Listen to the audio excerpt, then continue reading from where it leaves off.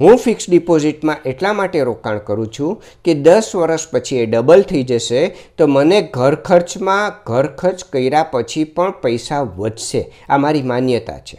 દૂધની જરૂરિયાત આપણી રોજિંદા જરૂરિયાતમાં સૌથી અગત્યની જરૂરિયાત છે, કારણ કે એમાંથી આપણે ચા બનાવીએ છીએ, એમાંથી આપણે દહીં બનાવીએ છીએ, છાશ બનાવીએ છીએ અને બાળકોને દૂધ પીવા પણ આપીએ છીએ. હવે આજથી 20 વર્ષ પહેલાં 1 લીટર અમૂલ દૂધનો ભાવ 19 રૂપિયા હતો.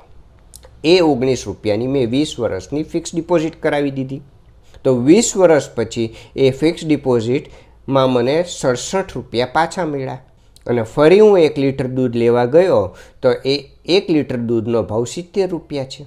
એટલે કે 3 રૂપિયાની 1 લીટર દૂધમાં મને ઘટ પડી. એટલે તમે જે ફિક્સ ડિપોઝિટમાં ઇન્વેસ્ટ કરો છો ભવિષ્યની જરૂરિયાતને ધ્યાનમાં રાખીને, પરંતુ એ તમને નુકસાનીમાં રાખે છે.